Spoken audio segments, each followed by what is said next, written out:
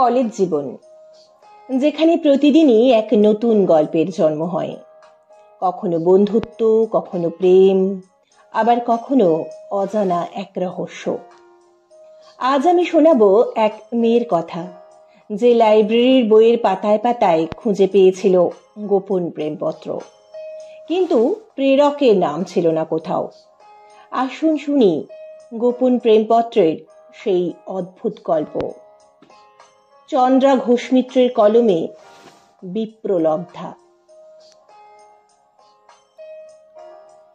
শেষ বেলাকার রোদ্দুর টেবিলের কোণ ছুঁয়ে দাঁড়িয়ে আছে। শিরীষ গাছের মাথায় তার সপ্তাশ্য রথ এসে গেছে। খুরের অধৈর্য আঘাতে ধুলো হয়ে যাচ্ছে মেঘ। পশ্চিম থেকে পূবে অনেকটা পথের উড়ান। সময় নষ্ট করার মোটেই সময় নেই। রোদ্দুরের বিদায় নেওয়া হয়ে গেছে। দিনের কাজ সারা, দরজা অবধি গিয়েও কি মনে করে আবার ফিরে আসা। দু চারটে দরকারি কথা, আবার তেমন দরকারিও নয়। শুধু একবার পিছন ফিরে তাকানো, করমর্দনের ভঙ্গিতে একটু ছুঁয়ে যাওয়া। ঠিক তখনই মনের কথার টুকরোটা পেয়ে গেল রুমলি। মরিস ডবের ৩১২ আর ১৩ নম্বর পাতার কোলে ছোট্ট একটা চিরকুট। কোনো সম্বোধন নেই, না কোনো স্বাক্ষর। স্পষ্ট গতিময় হস্তাক্ষরে কেবল ২-৪ পংক্তি। কাল তোমাকে দেখলাম কফি হাউসের সিঁড়িতে। ডাকতে যাব, তুমি বললে ওপরে বন্ধুরা অপেক্ষা করছে। আমি যাই। আমিও পিছনে পিছনে যাব কিনা ভাবছি। তোমার চটির তলায় একটা কাঁকড় আটকালো। তুমি ২ পা পিছলে, পাটা ঠুকলে মেঝেতে ২ বার, তারপর এক ঠেলায় গড়িয়ে দিলে কাঁকড়টা। দৃশ্যটা দেখেই স্তক আমার আর ভরসা হলো না যেতে। তোমার ছুঁড়ে দেবার ভঙ্গিতে যে রূঢ়তা ছিল, সেটাই রুখে দিল আমাকে সিঁড়ির মুখে। যদি কোনো দিন এমন হয় ওই ইটের টুকরোর মতো আমাকে টপকে আমার পাশ দিয়ে অনেকে উঠে গেল। খাকি রঙের ডেনিমের শার্ট পরা একটা ছেলে, ভয়ানক ওপর চালাক গোছের, তোমার কোনোই ছুঁয়ে তোমাকে ভেতরে নিয়ে গেল। আমি এটা বরাবর লক্ষ্য করেছি যে এই ছেলেটা তোমাকে কোনো না কোনোভাবে একটু ছুঁয়ে যাবেই যাবে। তুমি খেয়াল করো না, না? একদিন বাসে ভিড়ের মধ্যে পেয়ে ওর পাটা এইসান মারিয়ে দিয়েছি না? তবে বদমাশদের চামড়া মোটা। যাক, আমার তো জ্বালা খানিক জুড়লো। চকিত চমকে চারিদিকে একবার চোখ বুলিয়ে নিল রুমেলি। কেউ কি লক্ষ্য করছে তার প্রতিক্রিয়া? প্রেরক কি কাছে পিঠেই আছে কোথাও? এতক্ষণে ইউনিভার্সিটির অনেক ডিপার্টমেন্টই ছুটি হয়ে গেছে। ২-১ জায়গায় ওয়ার্কশপ চালু আছে হয়তো। লাইব্রেরিও জনবিরল হয়ে গেছে। জোনা কয়েক অধ্যাপক এদিকে ওদিকে গভীর অভিনিবেশে বই পড়ছেন। তাদের নিষ্ঠা দেখে বোঝাই যাচ্ছে জ্ঞান লাভই তাদের একমাত্র অভীষ্ট। তাছাড়া প্রত্যেকেরই যথেষ্ট বয়স হয়েছে। ডান দিকের কোণে 3rd ইয়ারের সোমনাথ দা আর সম্পাদি একটা মোটা বই খুলে কথা বলে যাচ্ছে। কোনো শব্দই নেই তাতে, ফিসফিসও নেই, একদম পিঁপড়েদের মতো। ৩ বছর ধরে জোর বেঁধে ঘুরে বেড়াচ্ছে ওরা। প্রেমিক প্রেমিকাদের জন্য নির্দিষ্ট সব জায়গায় ঘুরে ঘুরে এখন লাইব্রেরিতে আশ্রয় নিয়েছে। পিঁপড়ের ভাষাটাও শিখে নিয়েছে এই ফাঁকে। সোমনাথ দা ভাষাটাও শিখে নিয়েছে এই ফাঁকে। সোমনাথ দা কখনোই চিঠি লিখবে না। 2টো টেবিল পরে বসে আছে ফিলোসফির 6 জনের ওই গ্রুপটা। ওই 6টি মেয়ে মিলিটারি প্যারেডের মতো তালে তালে পা ফেলে একসঙ্গে ডান দিকে ঘোরে, একসঙ্গে বাঁয়ে। কৌস্তব একদিন ওদের বুহ ভেদ করে আলাপ করে এসেছে, কিন্তু কার কি নাম জানতে পারেনি। এই নিয়ে বেচারিকে প্রচুর আওয়াজ দিয়েছে কৌশিক, এমনকি রুমেলিও। যাগ্গে পারেনি। যাগ্গে পারিসনি চেপে যা, তা না, কৌস্তব ওদের সপক্ষে প্রকারান্তরে নিজের সপক্ষে বলে যেতে লাগলো। ওরা আসলে খুব ভালো মেয়ে। সবুজ শাড়ি পরা মেয়েটি তো অত্যন্ত সহজ সরল, আর বেগনি সাদা সালোয়ার কামিজ ভীষণ হাসি খুশি। ওদের সঙ্গে আর দ্বিতীয় দিন কথা বলার সাহস হয়নি কৌস্তবের। কিন্তু ওদের সম্পর্কে কিছু বলতে গেলে সাধারণত কৌস্তবের সহজ সরল বা কৌস্তবের হাসি খুশি এইরকম ভাবেই বোঝানো হয়। যাই হোক, এই চিঠি সহজ সরল বা হাসি খুশিরা লিখবে না। একে তো ওরা মেয়ে, তার উপর কোনো সস্তা রসিকতা করা ওদের স্বভাবের সঙ্গে মেলে না।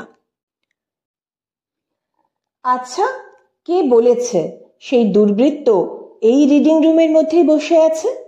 চিঠিটা বইয়ের ভাঁজে গুজে দিয়েই হাওয়া হয়ে যায়নি তো? আর তাকেই বা কে বলে দিয়েছে রুমেলি বাড়ি যাবার পথে সেন্ট্রাল লাইব্রেরিতে আসবে, গদ্যর মরিস ডবের বইখানায় ওল্টাবে, শেষ বিকেলে রোদ্দুর তীরকাঠি হয়ে দেখিয়ে দেবে 312 নম্বর পাতা? কে তাকে এত নজরে নজরে রেখেছে? কে ঘোরে তার সঙ্গে ছায়ার মতো? ভাবতে বসে রুমেলি। কাল কফি হাউস, চটিতে ঢিল মতো কি আটকে গিয়েছিল? ঠিকই, খুব কদর্যভাবে তাকে ছুঁড়েছিল কি? কে আর জানে কেউ তাকে লক্ষ্য করছে। খাকি রঙের ডেনিমের শার্ট পরেছিল বটে অনুরাগ, কিন্তু ছুতো না তাই শরীর ছোঁয়ার মতো বদ অভ্যেস তার তো মোটেই নেই।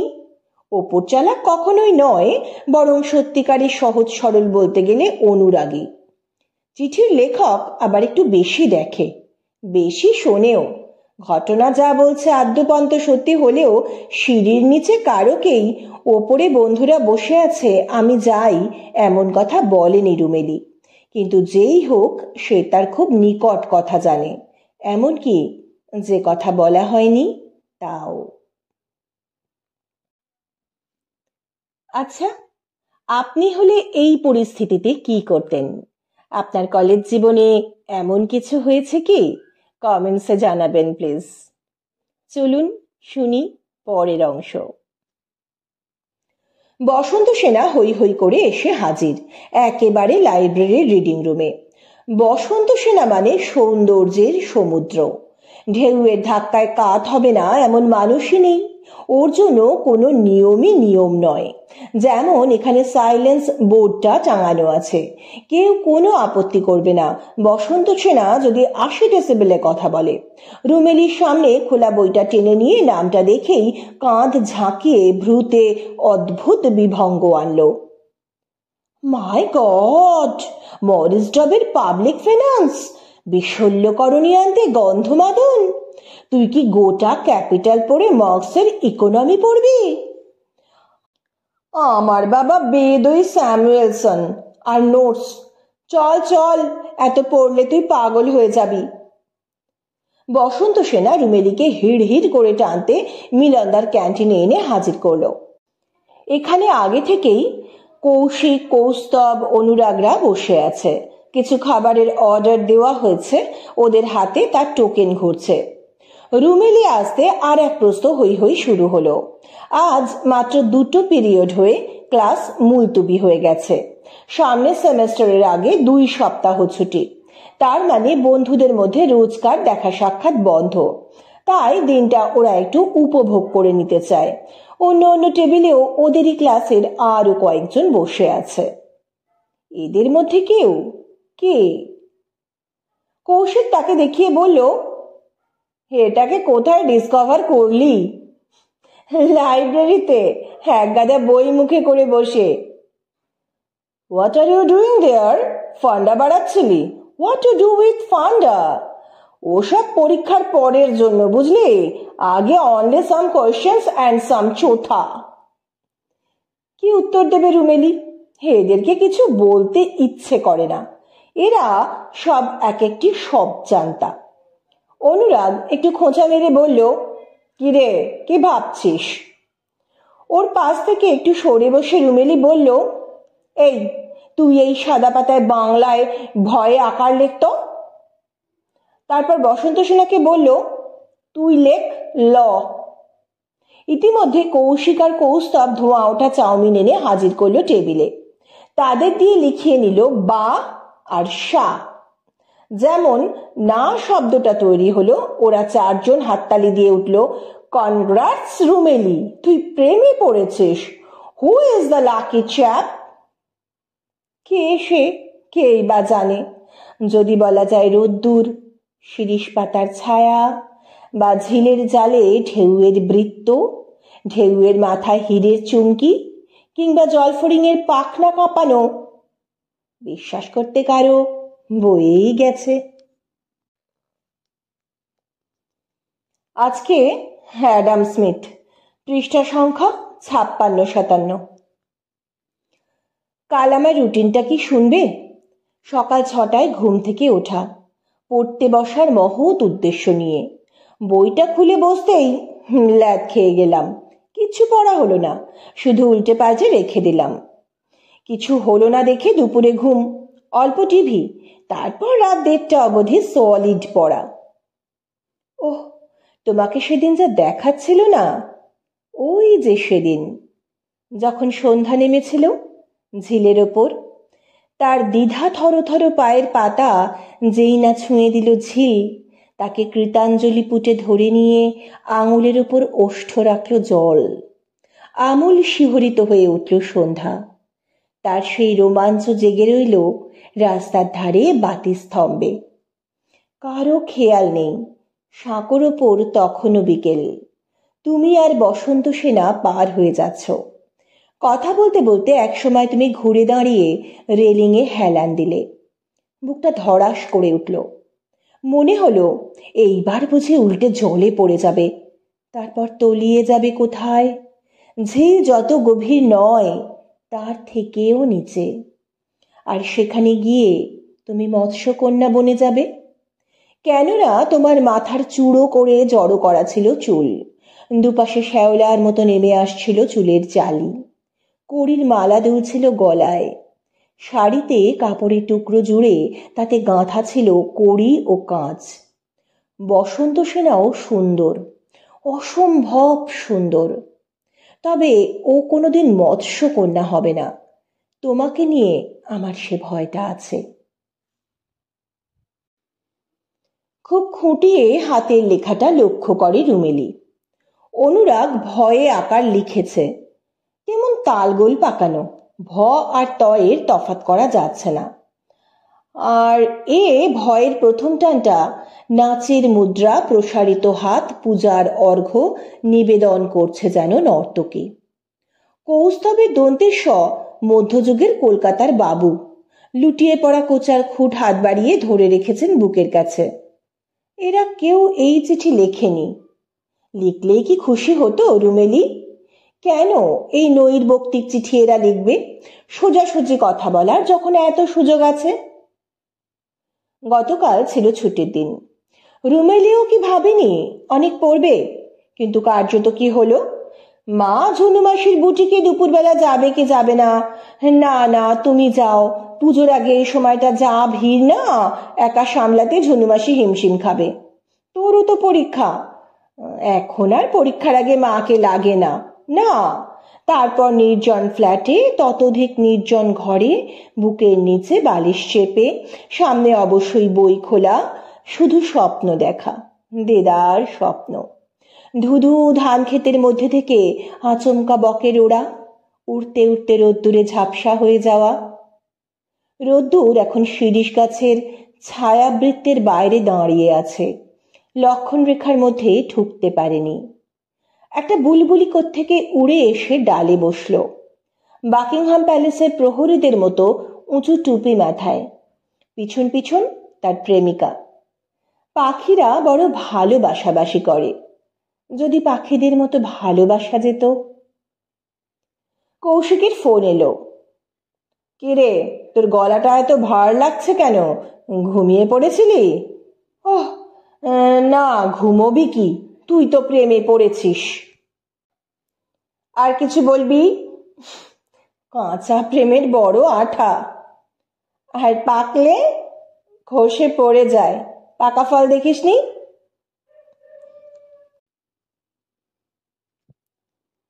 ইউনিভার্সিটি ফেস্ট চলছে। এই মহাপার্বণে সবাই একটু খোলামেলা। সারা রাত ধরে চলছে গানের জলসা। কে তার বুকে মাথা রেখে ঘুমোবে ঠিক করে নিয়েই বসছে পাশাপাশি।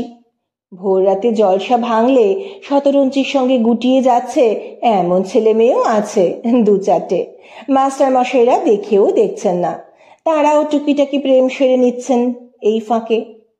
রুমেলির রাত্রিরে থাকা চলবে না, কড়া হুকুম আছে মায়ের। বন্ধুদের সঙ্গে মিলে রাত জাগার যে কি মজা, মা সেসব বুঝবে না। জলের মধ্যে কালপুরুষের ছায়া দেখলে মানুষ নাকি ঘর ছাড়া হয়। কতদিন ভেবেছে জিলের জলে তারা ভাসা দেখবে, কিংবা ক্যাম্পাসের গা ঘেঁষে যে রেল লাইন, শুনবে সেখান দিয়ে দিনের শেষ রেলগাড়ি যাওয়ার আওয়াজ। মার অসহযোগিতায় সে সবার এই জীবনে হওয়ার নয়। সেই দুঃখ ভুলবার জন্য পোশাকে যতটা পারা যায় খোলামেলা হবার চেষ্টা করলো সে।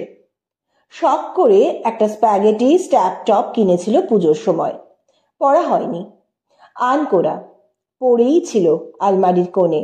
জেন্সের উপর সেটাই পরে নিল। চুলটা যে কি করা যায়, চুলগুলো নিয়ে মহা সমস্যায় পড়ে যায় রুমেলি। এক ঢাল ভ্রমর কৃষ্ণ চুল তার। কিছু ঠিক করতে না পেরে পার্লারে গিয়ে কানছোয়া ব্লান্ট কাট দিয়ে এলো। মায়ের তো দেখে মাথায় হাত। এ কি মূর্তি হয়েছে তোর, রাত্রে থাকতে দিচ্ছি না বলে প্রতিশোধ নিলি? যা যা পারিস কর। ঠিকই বলেছে মা। প্রথম রাগটা মায়ের ওপরই হয়েছিল, তারপর গিয়ে পড়ল চুলের ওপর, এখন রাগ হচ্ছে সবার ওপর, শেষ বিচারে নিজের ওপরই। গান্ধী ভবনের সামনের মাঠে বসে আড্ডা দিচ্ছিল তারা। মাউথ অর্গানে সুর তুলছিল কৌশিক। একটু দূরে অন্য দলে বসেছিল অনির্বাণ দীপশিখারা, ওরা পরের ব্যাচ। দীপশিখা গলা তুলে ডাকলো, কৌশিক দা, আমাদের এখানে একটু। বিনা বাক্য বয়ে কৌশিক উঠে গেল। মাউথ অর্গান হাতে থাকলে কেউ ওর বন্ধু না, কিংবা সবাই বন্ধু। বসন্ত সেনাও উসখুস করছিল, বলল, তোরা সিগারেটের ধোঁয়ায় এত পলিউশন করেছিস, আমার চোখ জ্বালা করছে। এই কৌস্তব, চল ফুচকা খেয়ে আসি, না হলে আমি দেখতে পাবো না। কৌস্তব বলল, রুমেলিও চল। ঘাড় নাড়ল রুমেলি। সেই মুহূর্তে তার উঠে যেতে ইচ্ছে করছিল না। বসন্ত সেনা কানের কাছে মুখ এনে নিচু গলায় বলল, মা মানা করেছে নাকি? Mother's child. হেসে উঠল অনুরাগ আর কৌস্তব। এরপর আর যাওয়াই চলে না। রুমেলি রাগ করেছে বুঝতে পেরে উঠেও আবার বসে পড়ল অনুরাগ। বসন্ত সেনাও মত পাল্টে ফেলল। কেউ যাচ্ছে না দেখে রুমেলিকেই আবার জোর করতে হলো। শেষ পর্যন্ত বসন্ত সেনা আর কৌস্তব গেল। শর্ত রইল এই, ওদের আনা চুরমুর খেতে হবে রুমেলি আর অনুরাগকে।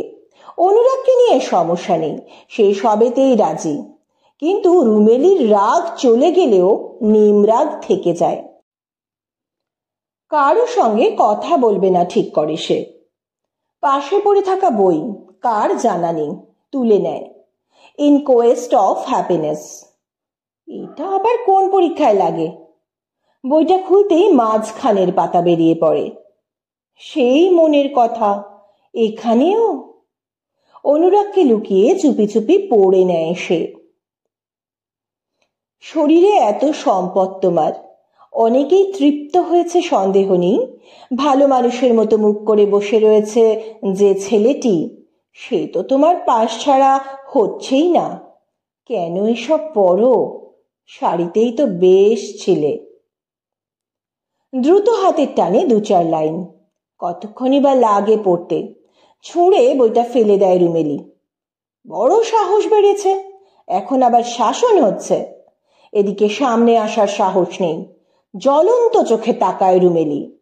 রোদ্দুর উপুর হয়ে শুয়ে আছে বকুলের উপর। সম্ভোগ পরিতৃপ্ত তরুণীর মতো বকুলের পাতা স্থির নিষ্কম্প। সব পারে রোদ্দুর। আজ শিরীষ, কাল কৃষ্ণচূড়া, পরশু বকুল, সবাইকে ছুঁয়ে যেতে পারে কেবল রোদ্দুরই। আর তার বেলা তুমি অনন্যা হও। কেন? বেশ করবে অনুরাগকে বলবে, এই চল তো, আমায় বাসে তুলে দিবি। অন্যদিন সে দিব্যি নিজেই বাসে উঠে যায়, কেউ তুলতে যায় না। মৃদু আপত্তি করল অনুরাগ। দাঁড়া, ওরা চুরমুর নিয়ে আসুক। কৌশিক রুমেলির রাগের কারণ কিছু জানে না। আবার এই দলে ফিরে এসে বলল, এখনই যাচ্ছিস কেন? এখনো তো সন্ধেই হয়নি। একটু দাঁড়া, আমিও যাব একসঙ্গেই। কোনো কথায় কান দিল না রুমেলি। গটগট করে হেঁটে চলে গেল বাস স্ট্যান্ডের দিকে। বন্ধুদের কাজ বাড়ল। পরদিন দল বেঁধে বাড়িতে এসে রাগ ভাঙিয়ে গেল। দুদিন পরে এক সকালে রুমেলি ফোন করলো কৌশিককে। এই আজকের দিনটা মনে আছে তো? কেন, কি আছে আজ? আকাশ থেকে পড়ল কৌশিক। বাহ, আমার জন্মদিন না? তুমি কে বাবা হরিদাস? তোমার জন্মদিনটা বিশ্বশুদ্ধ লোককে মনে রাখতে হবে? এই, কানমোলা খাবি বলে দিচ্ছি। বিকেলে আসবি কিন্তু। আমি আজ আর ক্লাসে যাব না। খ্যাটনটা কেমন হবে আগে বল? মোগলাই পরোটা, মাটন চাপ, আইসক্রিম। ছ্যা ছ্যা। তাহলে মাটন বিরিয়ানি, চিলি চিকেন। ওয়াক্থু। তাহলে ডাল, রুটি, পেঁয়াজ, কাঁচা লঙ্কা। ও ফাইন ফাইন। আস্তে আস্তে মেঘ কেটে মনটা ঝলমল করে উঠল রুমেলির। কৌস্তবের বাড়ি থেকে বেরিয়েই রুমেলি আর বসন্ত সেনা দেখল আকাশ প্রচুর সাজগোজ করে তৈরি। এক্ষুনি বর্ষা বাহিনী এলো বলে। ওরা দৌড় পায়ে হেঁটেও বাস রাস্তা পর্যন্ত পৌঁছতে পারল না। তার আগেই চড়বড় করে বৃষ্টি এসে গেল। কারোর কাছেই ছাতা নেই অবধারিতভাবে। কি করি, কোথায় যাই করতে করতে ওরা একটা দোকানের তলায় আশ্রয় নিল। সেখানে ইতিপূর্বেই আরো 2-4 জন দাঁড়িয়ে আছে। এই দুজন নবদ ভিন্ন যুবতীকে পেয়ে তারা উৎসাহিত হয়ে উঠল নিঃসন্দেহে। মানুষের পক্ষে সেটা এমন কিছু দোষের নয়, বিশেষত বসন্ত সেনা যখন রয়েছে। এখন আবার একটা নিলে অমনি মেলে আর একটা, সেভাবে গিট বেঁধে রয়েছে রুমেলি। কিন্তু বৃষ্টির বাড়াবাড়িটা কি সহ্য হয়? অশোক বনে তাদের দুজনকে বন্দি করে রাবণের অনুচররা রাক্ষস নৃত্য জুড়েছে। ঝলসে উঠছে তাদের তলোয়ারের মুক্ত ফলা। অট্টহাস্যে ফেটে পড়ছে তারা। মেঘে মেঘে প্রতিধ্বনিত হচ্ছে তাদের হাসির আওয়াজ। আসন্ন সম্ভোগের আনন্দে আত্মহারা তাদের হাত। হাতের আঙুল ছুঁয়ে দিচ্ছে পা, পায়ের পাতা। জল ক্রমশ বাড়ছে। নাগাড়ে বৃষ্টি হয়ে চলেছে উপর ঝরণ। রুমেলি নিশ্চয় করে বলতে পারে আর যারা নিরুপায় হয়ে দাঁড়িয়ে আছে তাদের চোখ একটা স্বাদু খাদ্য পেয়েছে। বসন্ত সেনা অস্বস্তি বোধ করছে। 2-1 বার বিরক্তিও প্রকাশ করে ফেলল। রুমেলিকে যদি একা দাঁড়িয়ে থাকতে হতো এখানে, ওর অবস্থাও এরকমই হতো। এখন না হয় বসন্ত সেনার উপচ্ছায় অঞ্চলে ঢুকে পড়ে কিঞ্চিত স্বাভাবিক বোধ করছে। এতে তো খুশি হওয়ারই কথা, কিন্তু গোপন ঈর্ষার মতো কি এক গভীর দুঃখ বৃষ্টির ছাঁটের মতো ভিজিয়ে দিয়ে যাচ্ছে রুমেলিকে। ওর উস্কো খুস্কো চুলে ধুলোর মতো লেগে আছে জলকণা। বসন্ত সেনা কবজি উল্টে ঘড়ি দেখল। মুখের মোচড়ে ঝরে পড়ল অসহিষ্ণুতা। পকেট থেকে মোবাইল ফোন বার করে নাম্বার টিপতে লাগলো। সঙ্গে সঙ্গেই, হাই ইন্দ্র, তুমি একটু গাড়ি নিয়ে আসবে? ইন্দ্রের তরফে কোনো কথাই শুনতে পাচ্ছে না রুমেলি। বসন্ত সেনার উত্তরের ফাঁকগুলোতে নিজের মতো করে টিকা টিপ্পনি বসিয়ে যাচ্ছে। ইন্দ্রটা আবার কে? বসন্ত সেনার আপৎকালীন প্রেমিক বোধ হয়। নিশ্চয়ই কোনোদিন প্রাণ টান দেবে এমন প্রতিজ্ঞা করেছিল। আজ তবে তার সেই পরীক্ষা দেবার দিন।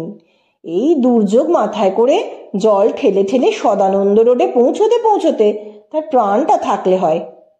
কেন, বসন্ত সেনাদের নিজেদের গাড়ির কি হলো?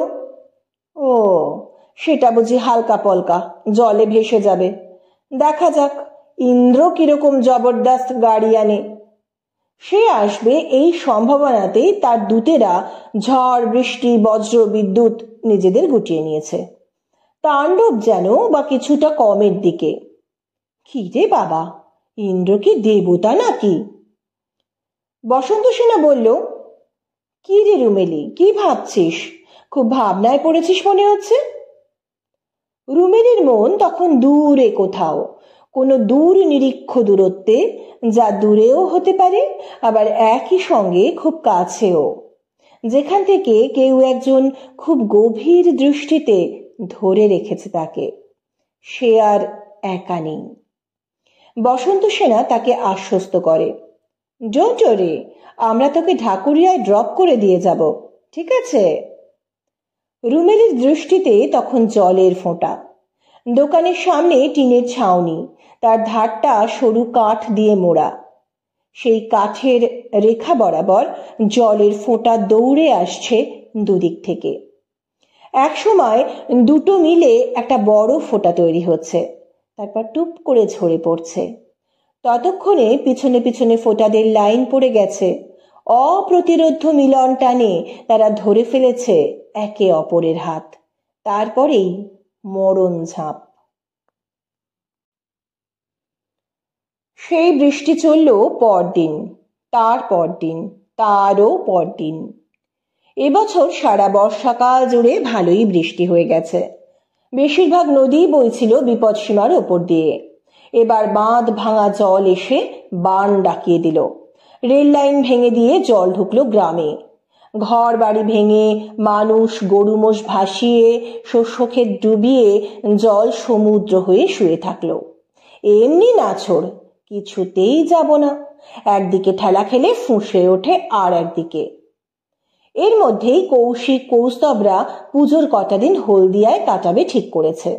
ওদিকে বন্যা হয়নি। বসন্ত সেনাও নাকি যাচ্ছে ওদের সঙ্গে। গেলে ওর বোনকেও নিয়ে যাবে। রুমেলিকেও ধরেছিল খুব করে, গেল না বলে একটু রাগারাগিও হয়ে গেল। কিন্তু কিছু করার নেই তার। একে তো তাদের বাড়িতে মা বাবা কজন বন্ধু মিলে বাইরে রাত কাটাবে এই প্রস্তাবেই আটকে উঠবে। তার উপর প্রত্যেক বছর পুজোয় কৃষ্ণনগর যাওয়া রুমেলিদের পরিবারের রীতি। সেখানে অবশ্য বন্ধুরা যেতে পারে, গেলে সবাই খুশিও হবে খুব। কিন্তু সে কেউ যাবে? তার বেলা না। এবার বাবা মা কাকু পিসি যে যেখানে ছিল সবাই খুব উদ্বিগ্ন। এই অবস্থায় কৃষ্ণনগরে দিদান কি করছে আর মন্টু কাকাই বা সামলাচ্ছে কি করে সব দিক। সৌভাগ্যক্রমে পুজো আস্তে আস্তে জলটা নামতে শুরু করলো। রাস্তাঘাটের বেহাল দশা খানিকটা স্বাভাবিক হতেই সবাই মিলে হুড়মুড় করে এসে হাজির হলো দিদানকে দেখতে। দিদানের বাড়ির ভিত খুব উঁচু, জল ঘরের মধ্যে ঢুকতে পারেনি, কিন্তু দালান ছুঁয়ে গেছে। শিবু কাকারা পাশেই থাকে। তাদের মাটির দেওয়াল, ঘরের চালের গোয়াল আর রান্নাঘর ধসে পড়েছে। জল ঢুকে গেছে ধানের মড়াইতে। এখন জল নেমে যাওয়াতে কাকিমা আর ওর বাড়ির দিদা সারা উঠোন মিলে ভেজা ধানের আলপনা দিয়ে রেখেছে। মাঝে মাঝে এক ঝাঁক পায়রা এসে বসছে আর কাকিমা হুশ করে দৌড়ে যাচ্ছে। নেড়ি কুকুরটাও ফিরে এলো একদিন বাদে। দিদান তাকে খুব খাতির করে খাওয়ালো দাওয়ালো। সবকিছু আবার আস্তে আস্তে জীবনের ছন্দে ফিরে যেতে লাগলো। এর মধ্যে রাংতা এলো একদিন ওর বরকে নিয়ে। বিয়ের পর প্রথম। বড় পিসিমার মেয়ে রাংতা, একদম রুমেলির বয়সী। সারা পুজোর ছুটিটা রুমেলি আর রাংতা হাতে হাত নেচিয়ে ঘুরে বেড়াতো। সেই রাংতার মুখে রুমেলি যেন আবিষ্কার করলো সেই আশ্চর্য রোদ্দুর। অমনি দুত্তার ছুটে একেবারে ছাদে। হ্যাঁ, ঠিক তাই, সারা ছাদময় একটা মন কেমন করা আকাশ। দুটো মাস পার হয়ে গেল পরীক্ষা আর রেজাল্ট পার হতে। এই দুটো মাস ইউনিভার্সিটির মুখ দেখেনি রুমেলি। এতদিন পর সব কেমন অচেনা লাগছে। নতুন একদল ছেলে মেয়ে ঢুকে লবিতে জায়গা দখল করে নিয়েছে। গেটের পাশে রবার গাছটা আরো এক হাত লম্বা হয়ে গেছে। ঝিলের যত শাপলা শালুক উজাড় করে রাখা হয়েছে ধার বরাবর। লাইব্রেরির পিছনে আখাম্বা একটা বিল্ডিং উঠছে। সবচেয়ে বড় কথা, সম্পাদি মাঝ রাস্তায় দাঁড়িয়ে তার বন্ধুর সঙ্গে হেসে হেসে কথা বলছে। রুমেলিকে দেখে চিৎকার করে বলে উঠল, কেমন রেজাল্ট হয়েছে তোর? তোদের ব্যাচে কটা ফার্স্ট ক্লাস? সোমনাথদা ধারে কাছেও নেই।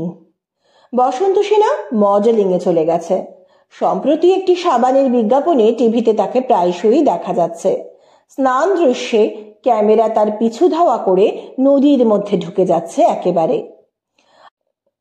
আর রুমেলি নয়, বসন্ত সেনাই অবিকল মৎস্যকন্যার মতো সাঁতার কাটতে কাটতে কখনো ফেনা হয়ে যাচ্ছে, কখনো ফেনার মধ্যে থেকে ভুস করে বেরিয়ে এসে দর্শকের দিকে বাড়িয়ে দিচ্ছে সাবানের প্যাকেট শুদ্ধ হাতটা। আবার কি কোনো উথাল পাথাল বাদল দিনে বসন্ত সেনা ডাক পাঠাবে ইন্দ্রকে? কৌস্তব চলে গেছে ম্যানেজমেন্ট পড়তে। কেবল কৌশিকই এমএ ক্লাসে ভর্তি হয়েছে। অপ্রত্যাশিত ভালো রেজাল্ট করেছে ও। পিএইচডি করে নিয়ে অধ্যাপনা করার ইচ্ছে আছে ওর। সেইটা মাথায় রেখেই এগোচ্ছে ও। অনুরাগ বাবার ব্যবসায়, ওরা ডিগ্রির দরকার নেই। ডিপার্টমেন্টে গিয়ে কৌশিকের খোঁজ করতে হলো। বিএম ক্লাস নিচ্ছেন তখন। ওকে দেখতে পেয়ে কৌশিক ভেতর থেকে হাত নেড়ে অপেক্ষা করতে বলল। 4 তলার ব্যালকনির একেবারে কোণ ঘেঁষে দাঁড়িয়ে রইল রুমেলি। এই জায়গাটারই নাম আন্টার্কটিকা। শীতকালে কোনো কোনো দিন এখানে বরফ পড়ে, আর সেই সঙ্গে হু হু হাওয়া। আজ সেই রকম একটা দিন। এক অতীন্দ্রিয় রোদ্দুর ছড়িয়ে আছে চারিদিকে। এত অপর্যাপ্ত একটুও গায়ে লাগছে না। গায়ের উপর চাদরটা টেনে নিয়ে তৃষিত চোখে দূরের রোদ্দুরের দিকে তাকিয়ে রইল সে। বিএম বেরিয়ে যেতেই অবশ্য সঙ্গে সঙ্গেই বেরিয়ে এসেছে কৌশিক। কি রে, এতদিন পরে থোবড়া দেখালি, যা হোক। তোকে ফোনেও পাওয়া যায় না, ব্যাপারটা কি? ঠিক আমার না থাকার সময়টায় ফোন করলে ওই রকমই হয়। মা বলছিল কৌশিক তোকে প্রায়ই ফোন করে, সেই জন্যই তো এলাম দেখা করতে। বল, কি বলবি বল। কিছু বলতেই হবে? কেন, এমনি আসা যায় না? মাসিমা বলছিলেন তুই নাকি প্রায় সাইবার ক্যাফেতে যাচ্ছিস চ্যাট করতে। হ্যাঁ, ওই আর কি, পাড়াতেই খুলেছে একটা। তাই মানুষ ছেড়ে যন্ত্রের সঙ্গে আড্ডা দিতে যাওয়া। তুই ভাত টাত খাচ্ছিস না সাইবার চিপস? ফোনে পাচ্ছিস না তো একবার বাড়ি গেলে কি হয়? ফার্স্ট হয়ে খুব পায়া ভারী হয়েছে না তোর? পায়া ভারী না, এই দেখ একই রকম আছে। পাটা একটু তুলে ধরে কৌশিক। ভারী তো একটুও হয়নি। সেই জিন্স মেলা থেকে হাফ দামে তুই আর আমি যে প্যান্টটা কিনেছিলাম সেটাই তো পরে আছি। সুস্মিতা দিয়ে একগাদা খাতাপত্র নিয়ে তড়িঘড়ি ক্লাসে ঢুকলেন। ছেলেমেয়েরা ছড়িয়ে ছিটিয়ে এলোমেলো দাঁড়িয়ে বসে কথা বলছিল এর ওর সঙ্গে। সুশৃঙ্খল ভাবে বসে গেল যে যার সিটে। দু একটি ছেলে বেরিয়ে চলে গেছিল কমন রুমের দিকে 2-4 টান ধোঁয়া ছাড়ার জন্য। তারাও কয়েক কদম সিঁড়ি টপকে টপকে উঠে আসতে লাগলো ক্লাসরুমের দিকে। সেই দিকে ইঙ্গিত করে রুমেলি বলল, যা, ক্লাস শুরু হয়ে গেছে। কৌশিকের কোনো তাড়া নেই, ও তখনও কথা বলে চলেছে। তোকে দেখে সবাই কি বলছে বলতো? ফোবোস 1 ফিরে এসেছে, ফোবোস 2টা আসবে কি পিছু পিছু? মানে? সরল জিজ্ঞাসা ফুটে ওঠে রুমেলির চোখে। বুঝতে পারছিস না? একদম টিউবলাইট হয়ে গেছিস তুই। মঙ্গল গ্রহের দিকে পাঠানো মহাকাশযান, এরা মহাশূন্যে হারিয়ে গেছে। ফোবোস 1 তুই হারিয়ে গিয়ে ফিরে এসেছিস, বসন্ত সেনা ফোবোস 2। রাগের চোখে তাকায় রুমেলি, কিন্তু মুখের হাসিটা চাপতে পারে না। যা যা, ক্লাসে যা, ফালতু বকিস না। ব্যালকনির আলসের উপরে রাখা ছিল রুমেলির হাত। কৌশিক নিজের হাত দিয়ে ঢেকে দিল সেটা। আঙুল দিয়ে তার পিঠে লিখল LOL। আবার বিস্ময় বিস্ফোরিত হলো রুমেলির চোখ। মানে LOL কি ইন্টারনেটের ভাষা? Lots of love. অনেক হাসি। হাসিস কেন? এত মানে মানে করলে ঝাড় খাবি কিন্তু রুমেলি। LOL হচ্ছে লটস অফ লাভ। হাতের উপর একটা ছোট্ট চাপড় মেরে দৌড়ে ক্লাসরুমে ঢুকে গেল কৌশিক। রুমেলি গিয়ে বসলো লাইব্রেরিতে, তার সেই পুরনো চেয়ারে, শিরিষ গাছের দিকে মুখ করে। অত্যন্ত সাধারণ রেজাল্ট করেছে সে। এমএতে ভর্তির প্রথম লিস্টে তার নাম নেই। সেকেন্ড লিস্ট কবে বেরোবে জানা নেই, শুধু ধৈর্য ধরে অপেক্ষা। কিন্তু অপেক্ষাতে তার মন ওঠে না। বুকের মধ্যে কি যেন শিহরণ, তলপেটে অসহ্য সুখের মতো কষ্ট। নিশ্চয়ই সেই মনের কথা টুকরো পড়ে আছে বইয়ের ফাঁকে ফাঁকে। এই 2 মাসে মনে মনে জমে গেছে কত কথা। অস্থির হাতে পাতা উল্টে যায় রুমেলি। মরিস ডব হলো না। অ্যাডাম স্মিথ কোথায়? কোথায় নেই তো। স্যামুয়েলসন কোথাও নেই, কোথাও নেই। শীতবেলায় সূর্য পাটে বসেছে, দক্ষিণায়ন হয়েছে তার। রোদ্দুর সরে গেছে অন্য টেবিলে। রং লাগানো শেষ করে শিল্পীর তুলি ঝাড়ার মতো নিভে আসা আকাশের গায়ে রঙের গোল্লা। সূর্যাস্তের দিকে মুখ করে এক ঝাঁক পাখিদের ঘরে ফেরা। লাইব্রেরি রিডিং রুমেও আলো জ্বলে গেছে। রুমেলির সামনে ডাঁই হয়ে পড়ে আছে এক গাদা বই। সেখানে কোনো পাতার ভাঁজে আর মনের কথার চিহ্ন মাত্র নেই।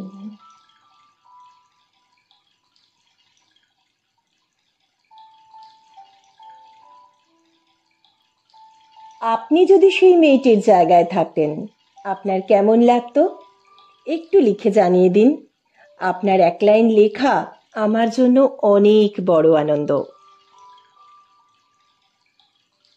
জীবনের কিছু রহস্য হয়তো কখনো সমাধান হয় না, আবার কিছু রহস্য ঠিক সময় মতো হাসি ফুটিয়ে দিয়ে যায়।